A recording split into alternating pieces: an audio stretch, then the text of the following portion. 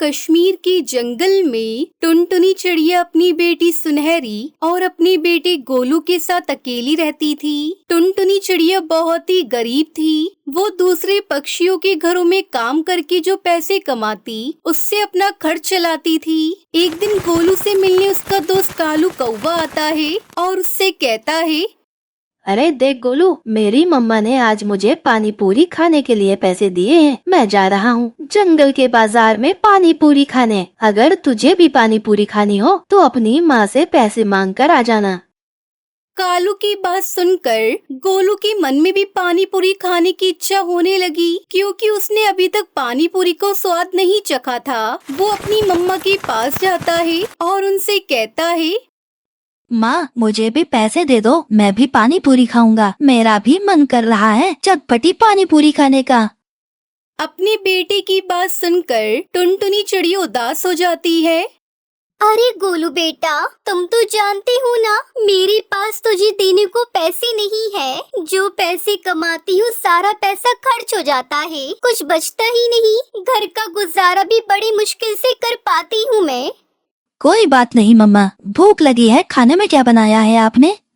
बेटा, आज मैंने आपकी मनपसंद खिचड़ी बनाई है, तू जल्दी से खा ले, फिर मुझे काम पर भी जाना है। टुनटुनी चिड़िया जब काम पर जा रही थी उसका ध्यान अपने बेटे पर था। वो अपने बेटे के बारे में ही सोच रही थी और वो अपनी किस्मत को कोस रही थी। मैं कैसी अभागन माँ हूँ, अपनी बेटे को पानी पूरी तक खरीद कर नहीं दे सकती। काश मैं कुछ और पैसे कमा पाती जिससे मैं अपने बेटे को पानी पूरी खिला पाती। बेचारा कितनी बार मुझसे पानी पूरी खिलाने को बोल चुका है, पर हर बार मैं उसे मना कर देती हूँ। हे भगवान, मेरी मदद कर दो, मुझे कोई रास्ता दिखाओ जिससे मैं अपने बच्चों की इच्छा पूरी कर सकूँ। तभी टुनटुनी चिड़िया की सारी बातें नीम का पेड़ सुन रहा था। वो तुरंत ही टुनटुनी चिड़िया से बोलता है, चिड़िया तुम चिंता मत करो, तुम्हारी चिंता को दूर करने में आ गया हूँ। मैं तुम्हारी मदद करूँगा और तुम्हारी हर इच्छा को पूरी करूँगा, तुम बेफिक्र रहो। जादुई पेड़ की बात सुनकर टुनटुनी चिड़िया बहुत खुश होती है। क्या सच में पेड़ भैया आप मेरी चिंता को दूर करेंगे, मेरे बेटे की इच्छा पूरी करेंगे? क्या सचमुच मेरा बच्चा पानी पूरी खा पाएगा? हाँ टुनटुनी, तुम्हारा बेटा जरूर पानी पूरी खा पाएगा। ये लो जादुई पानी पूरी के बीज, इसे तुम अपने आंगन में बो देना। अगली सुबह तुम्हारे आंगन में चारों तरफ पानी पूरी के पौधे लगे होंगे और उस पर पानी पूरी लगी होंगी। फिर तुम अपने बेटे को जी भरकर पानी पूरी खिला देना। यह जादुई पानी पूरी के बीज हैं, इन्हें संभाल कर अपने घर ले जाना।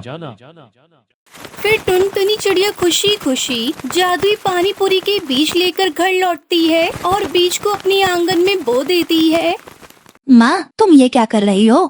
बेटा, मैं जादुई पानी पूरी के बीज बो रही हूँ। अगली सुबह तुम्हें ढेर सारी पानी पूरी खाने को मिलेगी। माँ क्या सचमुच पानी पूरी के पौधे में पानी पूरी लगेंगे? फिर तो हम पानी पूरी खाएंगे और बाकी बची पानी पूरी को बेचकर पैसे भी कमाएंगे। अरे बेटा, इस बारे में तो मैंने सोचा ही नहीं। अगर पानी पूरी बेचकर पैसे आने लगी तो हमें जंगल में किसी के घर काम करना नहीं पड़ेगा। हम जंगल के सबसे अमीर पक्षी बन जाएंगे। चलो बेटा, जल्दी से अब मैं इसमें पानी डाल देती हूँ। टुनटुनी चिड़िया सभी बीज पे पानी डाल देती है। गोलू सुबह होने का इंतजार करने लगा। सुबह होते ही गोलू आंगन में आया, लेकिन वहाँ तो पानी पूरी का कोई भी पौधा नहीं उगा था। माँ जल्दी यहाँ आए, आपने तो कहा था ये जादुई पानी पूरी के बीज हैं। इनसे जादुई पानी पूरी के पौधे लगेंगे और उन पर पानी पूरी भी लगेगी, पर यहाँ तो एक भी पौधा नहीं लगा। ये सब सुनकर टुनटुनी चिड़िया दौड़ती हुई जादुई नीम के पेड़ के पास आती है और उसे आवाज लगाकर कहती है, पेड़ भैया, अरे ओ पेड़ भैया, मेरे सामने आओ। क्या बात है टुनटुनी, तुम और यहाँ? पेड़ भैया, आपने मेरी गरीबी का मजाक उड़ाया। मैंने ऐसा कभी नहीं सोचा था कि आप मेरा मजाक उड़ाएंगे। चिड़िया, मैंने तुम्हारा कोई मजाक नहीं उड़ाया, मैं तो तुम्हारी मदद करना चाहता था। तुम्हें जादुई पानी पूरी के बीज दिए थे क्योंकि तुम अपने बच्चे को पानी पूरी खिलाना चाहती थी। पेड़ भैया, मैंने पानी पूरी के बीज बोकर काफी सारे सपने देखे थे। पानी पूरी की खेती करूंगी, फिर पानी पूरी बेचकर पैसे कमाऊंगी, पर मेरे सारे सपने टूटकर बिखर गए। मैं अपने बेटे को भी पानी पूरी नहीं खिला सकी। बस यही गलती हो गई तुमसे। चिड़िया, तुम्हारे मन में लालच आ गया था, जिसकी वजह से जादुई पानी पूरी के पौधे नहीं उगे। यह लो, मैं तुम्हें फिर से जादुई पानी पूरी के बीज देता हूँ, लेकिन याद रहे, इस बार बीज बोते समय मन में कोई लालच न रखना।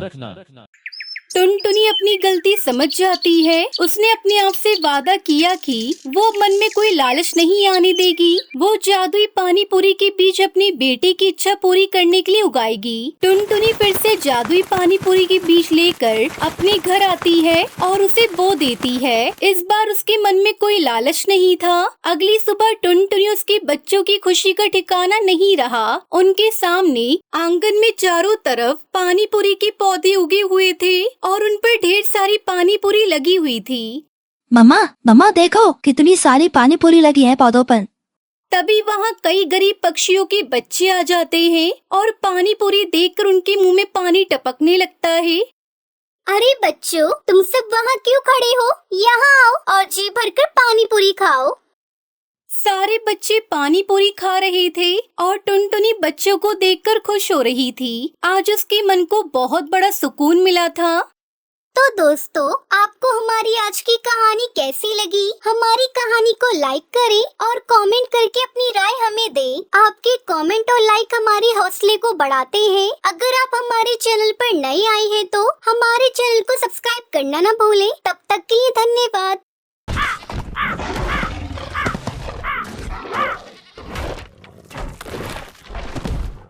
गुलमार्ग के जंगल में सुनहरी चिड़िया अपने माता पिता के साथ रहती थी।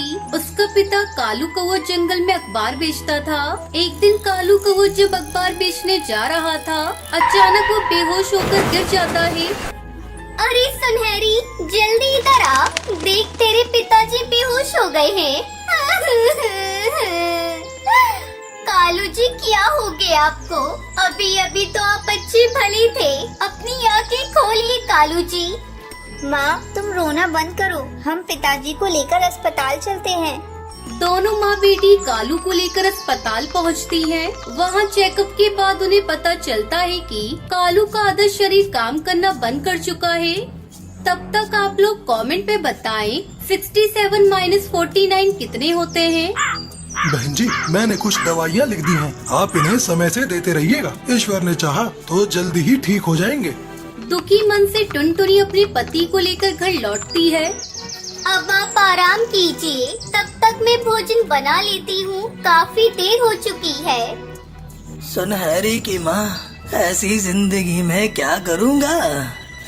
इससे अच्छा होता कि मैं मर गया होता। अब मैं तुम लोगों पर बोझ बन चुका हूँ। मुझे जहर देकर मार दो। खबरदार, जो फिर दोबारा तुमने ऐसी बात अपनी जुबान से निकाली तो इस तरह निराश होने से बीमारियाँ बढ़ेगी। देखना, तुम जल्दी ही ठीक होकर पहले की तरह काम करने लगोगे। अपनी बिटिया के लिए मैंने बहुत बड़े बड़े सपने देखे थे, सब टूट गए। सोचा था इस साल सुनहरी की शादी बड़े ही धूमधाम से करूँगा। लेकिन ऊपर वाले ने पता नहीं मेरी किस गलती की मुझे सजा दी है। इस तरह हिम्मत हारोगी तो कैसे काम चलेगा? चलो दवा खाकर अब आराम करो। टुनटुनी अपने पति को हिम्मत देती है, लेकिन खुद दूसरे कमरे में जाकर फूट फूट कर रोने लगती है। पता नहीं हमारे हंसते खेलते घर को किसकी नजर लग गई। अब घर खर्च और दवाई का खर्च मैं अकेले कैसे पूरा करूंगी?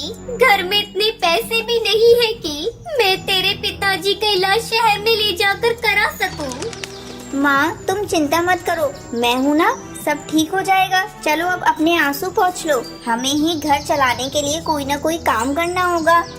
इस तरह कई दिन गुजर जाते हैं, लेकिन टुनटुनी को कुछ समझ में नहीं आ रहा था कि वो कौन सा काम करे। एक दिन सुनहरी बाजार में गोलगप्पे बिकते हुए देखती है। कई पक्षी गोलगप्पे खाने के लिए लाइन लगाकर खड़े थे।